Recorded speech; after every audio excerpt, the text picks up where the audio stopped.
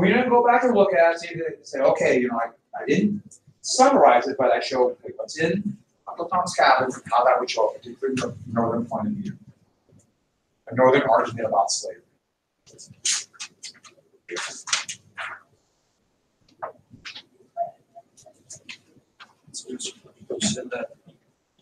Really get this Yeah. so then we have to use system. So if you're in a program, that's it. And the great thing, okay, well, I know you gotta get documents in, but they'll be kind of divided up. So they'll give you a lot of hints on it. A lot of hints. That's it? That's it? That's another document. That's the function. That's what that shows. So you don't use 6 such. Some are really short, some a little bit longer, but most are just pretty basic. Okay, so are you done? Go back and look at it. You're not summarizing, you're just showing something from the essay that you use as evidence. You're kind of gleaning the main point. And we're not quoting it. We don't quote in EBQs. Because anybody can copy stuff. We got to show how you can take what's in the document and use it as evidence. So what I want you to do is this.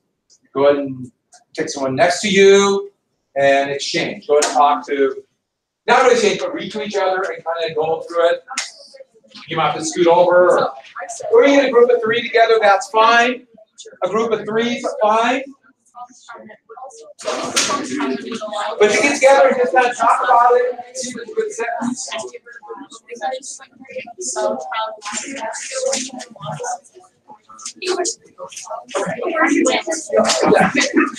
I said, very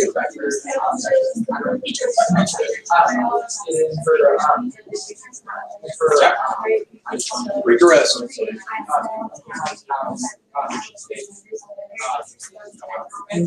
You got yours done? What do you guys think? Do you think I would be able to do your question? I don't think I did mine. Yeah, I don't have to. Yeah, that's it. That's good. I just kind of was like, what it would. But then she doesn't want to start war necessarily. She wants to stop slavery. And it's northerners, free soilers who really have yeah. Yeah, the main, it might not be the whole document, but some main point that you show how you want to talk about the Northlands, the Appalachians point of view, that view about slavery. Here's one. Look how cruel slavery is. And so I'm going to show how cruel slavery is to try to get like free soilers and Appalachians to unify. We got to start going on. So in like the actual essay, would we show like the other like South and sure, yeah. Yeah, so the question is going to be the factors. So you have the southern point of view, northern point of view, and all right, so let's talk really quick about this. Remember, this is a novel. And in this novel, she shows how horrible slavery is. You don't need to, the cruelty of it, the inhumanity of it, how terrible the system of slavery was. Now, the reason she wants to show that, in fact, you could say, Harriet Beecher Stowe their novel Uncle Tom's Cabin. Why not follow a similar template? It may not be exactly, but that's what you're trying to do. Yeah, I know we get to come up with something unique, but on a timed essay, let's get our stuff down. She would show, or she would write a fictionalized story about the cruelties and horrors of slavery to try to unify who in the North. Free soilers and abolitionists. Now, I look around and I kind of would take a peek, and I saw most people have done something like abolition. I saw free soil. Most people get something like that down. Just put a little bit. You don't need to give. A few people looking at you like, no, it's okay. It's only the first time. Not a big deal. Not a big deal. But the thing is this: just get a little something that you paraphrase from the document. It might be the whole essence of the document. Might just be part of it. But to show, or at least to use as evidence for your paragraph in this context about the northern point of view. So like in positive good theory, you talk about that, slavery civilized and things like that from that. Well, here, the cruelties and horrors of slavery. Now, here's the point. Was Calhoun telling the truth? No, it wasn't. Come on. You know, like, they knew it wasn't true. But that was just their argument. Is Harry Beecher Stowe telling the truth? It's a novel. So yeah, it's closer to the truth, but it's still made up. Don't forget, when you read something like this, a document, a speech, it's going to be biased. It's going to be some propaganda. You're just using this as evidence of their arguments, of what they were thinking, what they were using for reasons to maybe go to civil war. So let's get the second part in. Write down a sentence. Harry Beecher Stowe had this opinion because what historical events were going on? Who she was speaking to? What was she? What was she? Or she spent her whole life as a what? Or something like that. You know.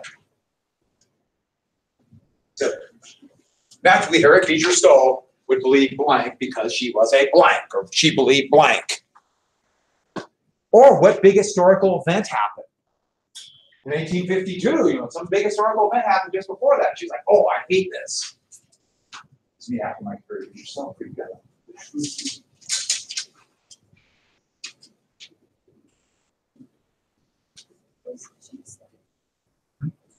She was a brother. Actually, a relatively wealthy family, but now that all hated. Her brother was one of the most gifted. Yeah, Henry Beecher would just be a tireless fighter for this.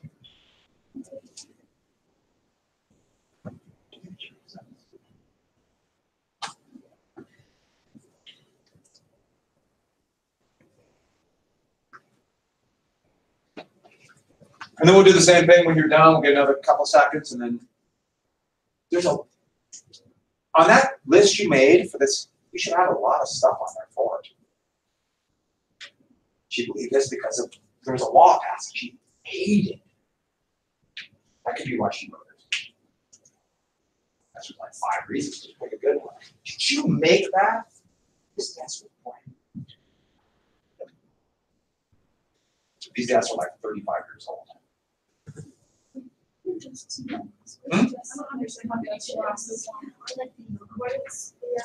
I want these desks. The new desks were really hard. I like these. The seats are like nice. Huh? Well, we're not going to get lazy, boys. Nice try. Okay, so let's go into exchange now. Same deal. Let's talk about it. Let's see if we addressed it. Same deal. Let's go through it. Lazy boy, you know.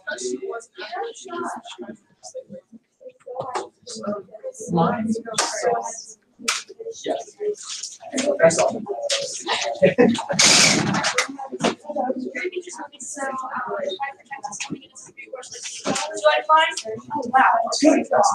That's really good. Because you find a good historical fact. And the other thing is you bring a historical fact, the person reading this one. That's what I like historical facts. That's it.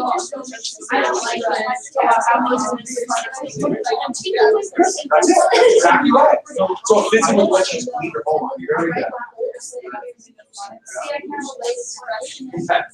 You're too comfortable. Get to stop. Okay. Huh?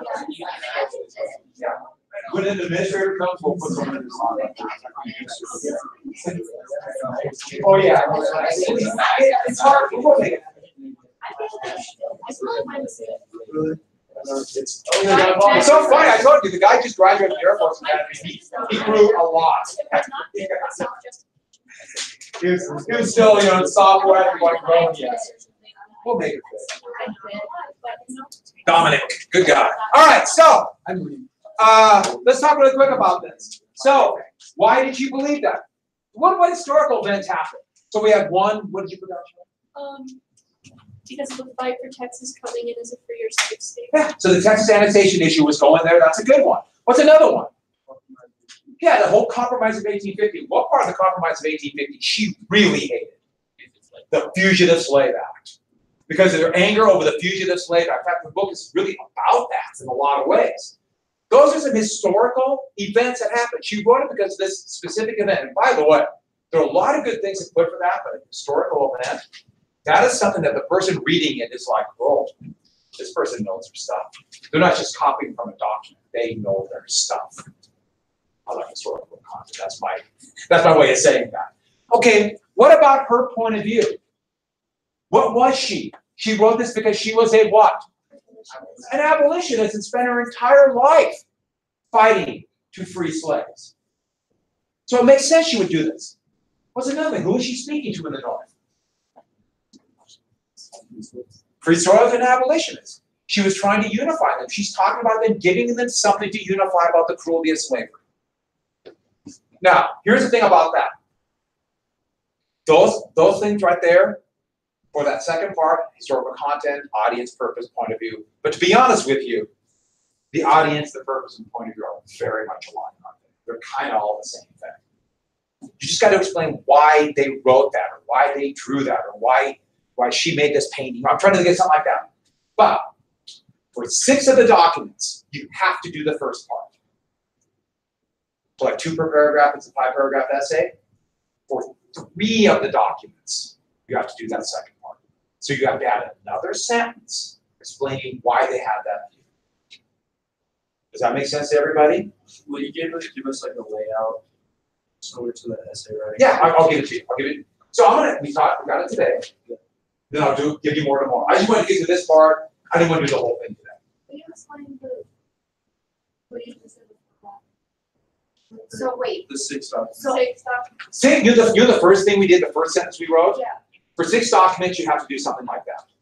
Oh, but only for 3. We But only for 3 of those, you have to do the second part. So you don't have to do the second part. So for 3, you don't have to do that. Now, I forgot, I did give you 8 documents in here.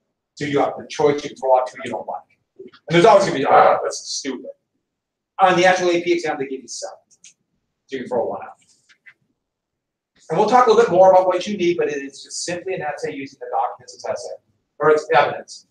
Let me repeat. It gives you hints.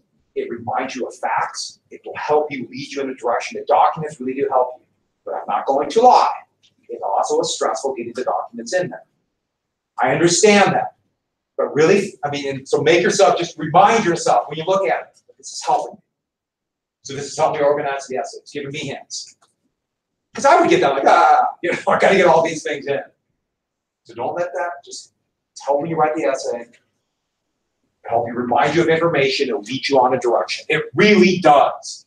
And students in here did really well on DDQs the last couple of years. Will we be able to have a brainstorm list? Oh yeah, I went to that. And the brainstorm list is only to remind you. And then are we gonna be able to have the documents on test? Mm-hmm. Oh yeah, you have it all with you. You have it all with you. Yeah. Yes. Now, the next time we're going to do all that stuff. Yeah. But the first one, I want good ones. Yeah. is it like a touch, right? Is it all in one period? It'd be 1/3. Okay. But I'm going to let you have the documents and take them home and let you look at it. I don't know. It depends where we're at. I might give you a little bit longer. Okay, let's go take your notes out then.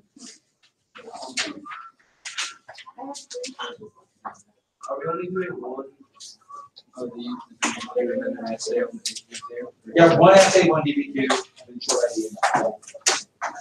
Now the essays are great. You get a lot of choices. DBQ, you get no choice. That's what you get. Usually pretty broad, but still. Last year I can't remember what it was. It was a really good essay. It really liked it. You never know. I heard the AP Euro one was awful. I heard it wasn't very good.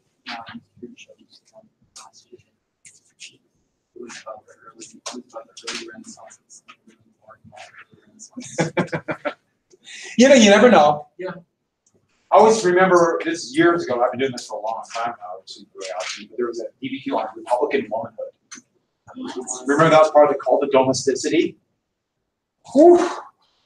Now they talked about women's rights. They did, they did pretty well on it, but still, that kind of, I guess there was some gasp when they first thought. Then like, just remember, that's what we do. Brainstorm, let your mind all stuff going on, and then they, okay. The documents really do help too. Okay, so let's go ahead and finish this. What was the worst part about slavery? Besides obvious terrible parts, yeah, the lack of free will. And the beating, the punishment, the coercion. Remember how awful that was? But what made it so bad? Yeah, you never know what's going to get you punished. And what was the divide on the plantation between what two groups? Households and based on what? The shade, which is another insidious form of racism. What was the biggest slave rebellion? It wasn't the biggest, but had the most impact. I guess is a better way to put it. So let's get to the fiery 50s. The fiery 50s. And wait. No, that was red.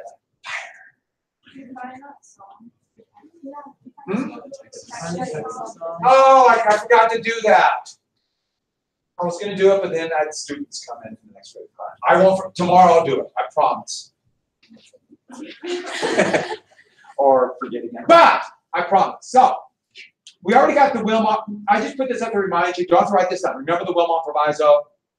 And this would be debated all the way through 1850. What's going to happen? Zachary Taylor's elected president. Remember that. Gold in what place?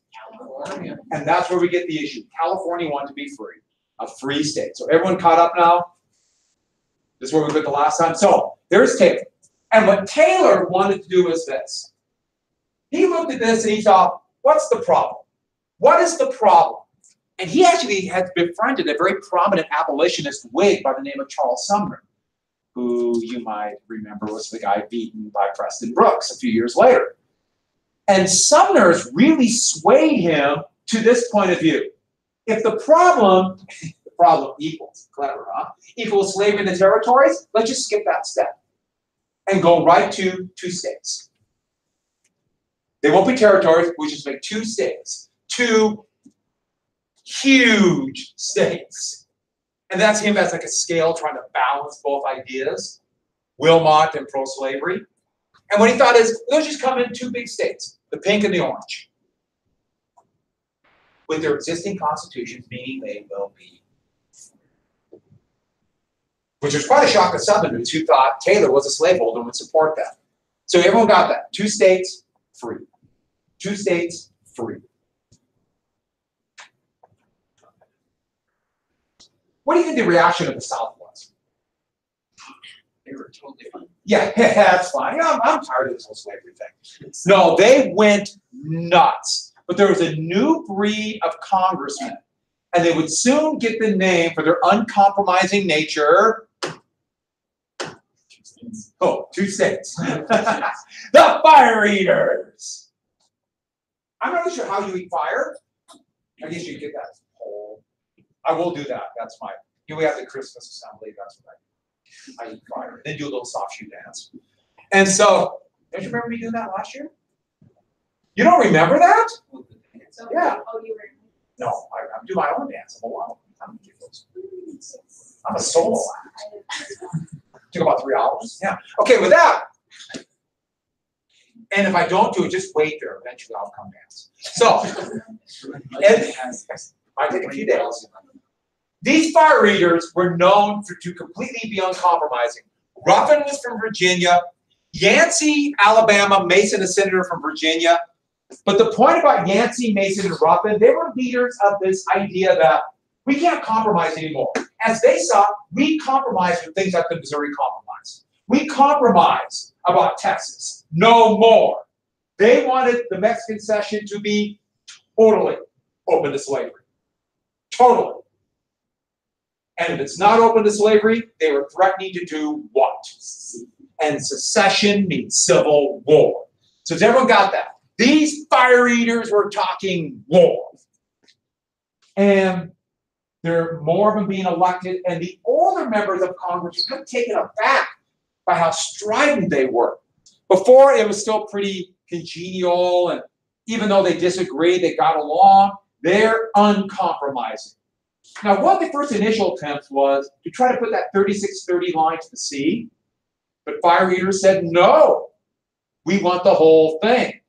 And what group in the North said, no, free soil. And so 3630 for the next 11 years, they're going to keep trying to bring that line back. but it never worked. And I'm not saying this was a good compromise, but I'm giving you an example of what they thought was a compromise. That maps didn't quite go as well as I wanted, but that's when Henry Clay would come back in. Henry Clay, the great compromiser, would come up with his bill called the Compromise of the 1850s. But it was not just one bill. It was going to be all these different bills from different issues. He thought he'd solve all the problems. That is why it's called the Omnibus Bill. Omnibus Bill, they still use that term today. It means a bill that has a bunch of different types of bills in it combined into one bill. You see it for like government budgets. They'll call them the Omnibus Bill for budgets, when they have like the Defense Department and all the other budgets together. And actually, Zachary Taylor called it that as a major insult. Taylor looked at this and said, that's crazy. You're not going to solve all the problems for the country. Let's just get this one solved. And Taylor was opposed to it immediately. He didn't like Clay anyways, and they were both ways. This is a cool picture. You got the scratches from the on the negative, and does he look vaguely like a crypt keeper? And also look at that grin. But now that's actually a picture, though. That's Henry Clay. And here's the parts of the bill. Let's jump right to this. Now, we're going to write it down. Now, we're going to write it down here, and then we'll come back to it, but we'll get the main parts right now. California free. The next part. Now, just leave this one blank, because Clay originally proposed slavery abolished in D.C., but this will change. And I think you might see why. What section was opposed to both of these? What section of the country? The South. So Clay's thinking, okay, the South has got to give up something, but now the North will give up something. New Mexico and Utah will come in as brand new territories here and here with popular sovereignty. Remember, that's what they will decide. They didn't call it that because it's such a toxic term, but that's what it meant. The problem was this. They will decide down the road at a time when they're deemed ready to. That means once this bill is passed, they must open to slavery until they decide whether or not to allow slavery, whether or not the territory allows slavery. So they must open themselves to slavery. And so, for example, well, we'll come back to this later. So, who was furious about this? What section? The what? The Free Soil Northerners, a lot of Northerners. Actually, the Fire Eaters were mad at this. They wanted the whole thing to be slavery. They didn't want this chance for a vote. And then a tougher fugitive slave law to return runaway slaves. And it required all male citizens to assist in returning a runaway slave. Northerners were furious about this. And then lastly, the Texas border. To resolve the issue of the Texas border because of its size, and that was still unclear, but also Texas owed money when it was a republic, and the U.S. would pay back those bonds. It was kind of a deal. We're going to take part of your land. It was unclear what it would be, but we'll pay back. Now, we see the border that would come right here, the border we're used to, so Texas would get rid of this. But Henry Clay originally saw, see what the part my hand is covering? That would be Texas. And so almost half of what is Texas now would be part of New Mexico. Thomas Hart Benton of Missouri proposed just where my hand is. So 2/3 of what Texas is now would be part of New Mexico.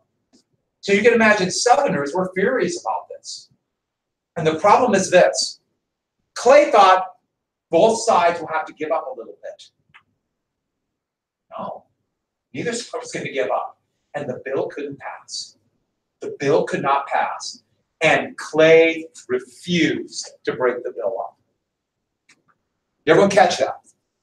If they would have broken it up into separate bills, it might have passed. You might remember Clay was the one who did that for the Missouri Compromise, and it passed. Yeah. So when a state or like territory was popular sovereignty, what were the chances of them choosing slavery over free? You know, Really, it just depended. it's so hard to say because it never really happened, except for Kansas. And Kansas turned into civil war. Right. So, I mean, it's hard to imagine plantation agriculture taking hold in Nevada. But all those territories had to open up for slavery. And there were a couple places and a few rivers in New Mexico that had plantations because of irrigation. And so with that, this is a famous picture of this stately debate in Congress. There's Clay proposing this. It wasn't like that at all. Immediately, this turned into a brawl.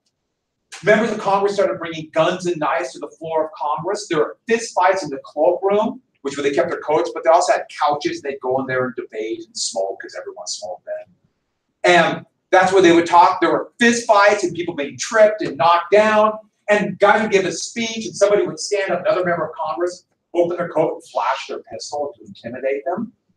Most famously, during the middle of the debate, Samuel Foote of Connecticut pulled out a pistol and aimed it at Thomas Hart Benton of Missouri.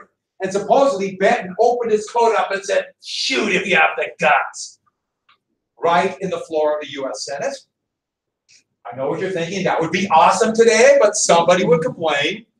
And this was going on all the time. It turned into, like, basically everybody thought of civil war. In fact, Clay was so distraught that he would go back to Kentucky in July, convinced that he had failed. And he was quite ill, suffering from tuberculosis. And he thought, the Union's done. In fact, in my lifetime, I might see the rise and fall of the United States. He was so convinced, and he knew he didn't have much time because, what's that? His death mask. They would make death masks of people. Before there's photography, how do you remember what somebody looked like? So they would make a plaster case, a plaster mold of their face, and then make a mask. I know it seems weird, but before photography, and I know we had photography by then, but it was still a tradition. But do you see that? Is that the exact same smile he had on the other? That was his permanent position of his face. What did he know? Daniel Webster, another one of these old war horses, even though it looks like an angry owl right there. But one of these old war horses, he gave up and gave one of his most dramatic speeches for the compromise. A lot of Northerners were furious at it. And he said, "We must do this to save the country."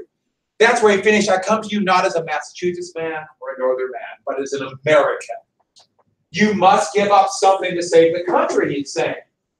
But he would be seen as almost a traitor, and he too knew the end was near.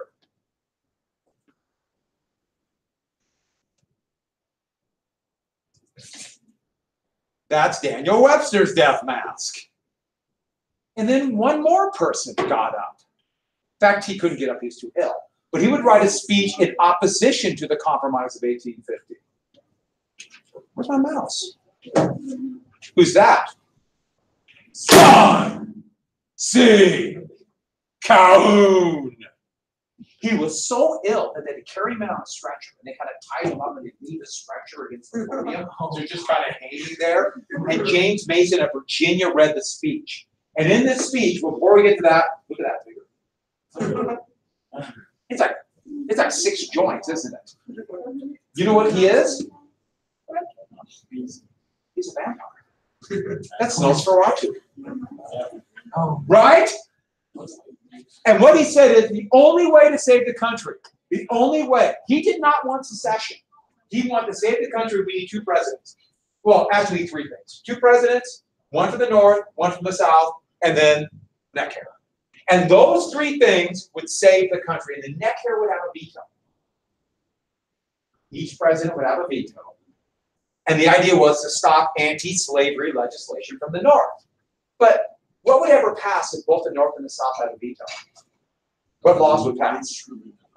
So the status quo would remain, which is kind of what Calhoun wanted. This proposal didn't go anywhere, but it showed his last desperate attempt to save the Union. Because also within the year, that's his tombstone in Charleston, South Carolina, near the Episcopal Church. John Calhoun. What's his wife's name? Do you remember? Fluoride. She's buried next to him. That's it. Now, I want you to imagine something. Imagine it's a dark night and you're sleeping, but it's kind of a fitful sleep. And you're you ever sleep so deep you kind of almost feel like you're kind of going into the, like that. And then all of a sudden something wakes you up. You open your eyes, you can't move. And you see this floating over your head. Oh, good Lord. Yeah. Only problem is no neck here, but look at the face. See the mouth? How do they protect his eyes open? No, they would go through and they would shave the mold. Yeah. Same with the hair. But look at the, see the smile? I'm sorry, the frown. See the frown? See the frown. The problem is we got, Calhoun was a horrible man, but his whole goal was to protect slavery within the Union. Now you have, these old compromisers are going away.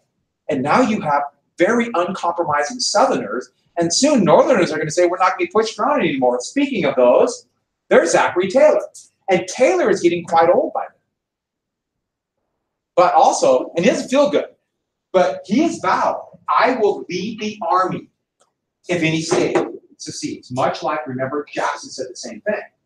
And at the 4th of July celebration in 1850, many people thought it was the last. He actually showed up in his old Major General's uniform. This is actually from 10 years earlier, but I thought the picture was kind of funny. And he showed up in this wool uniform. By the way, can you imagine what the temperature was like in Washington, D.C. in July? 2 million. Humidity, 1,000,000,000%. Actually, I'm sure it felt like that. He got back and had his favorite treat from the ice house. You know what an ice house is? Where they cut blocks of ice out of the creeks and or lakes during the winter and save them in insulated ice houses for the summer. This is an actual picture of the chilled cream and cherries he had. That's actually right before he ate it. That's a picture they took. Primitive color film. And chilled cream, it's ice cream. He got a tummy ache. By that night, he is in agony. The next morning, he is in and out of a coma. And he died 5 days later. He would be the second president to die. It probably wasn't the chilled cream. It was almost certainly the same thing that killed Harrison and would also kill James Polk less than 2 months after he left office. You remember what it was? Cholera. 3 presidents died of cholera. You want to see it? So do I. I don't have one. I'm sorry. Just blank. Who will save the day? Who is the only one who knows all the issues, can compromise, that people adore? Yes. Who? No, I didn't hear what you said. Is it? Never mind. Are you speaking of Raoul C. Calhoun, John C.'s brother? Yes. How do we know this is his brother? Notice the finger? Neck hair. So Raoul, we're not done with Raoul. Raoul is brother. This is the first time. Huh? This is the first time. No, I've talked about Raoul over and over again. Haven't I? No. To somebody, somewhere. What? Yeah, why is it there an actual? That is an actual picture. Or do you see something up there? That's what we call a picture. And so, John's brother, Raoul, but we'll come back to him for the 3rd time. And Millard Fillmore came in, and he was more open to compromise. And not only was he more open to compromise, Clay, since he was gone, would turn over management of the bill to the little giant, Senator Stephen Douglas of Illinois. And he broke the bill up. By breaking it up, it passed. So there's Douglas. We'll come back to Douglas too. And now we already wrote down the Compromise of 1850. So let me just show you, we have to have one thing He had these two bills together, but changed one. The slave trade was abolished. So that's one you have to add for number 2. And we got just a little left to finish tomorrow, and then we're going to fight bleeding Kansas, aren't we? Yes. Oh, and then tomorrow I'll talk a little bit more about the DEQ. I will give you the documents. I just did not want to do it all in one day.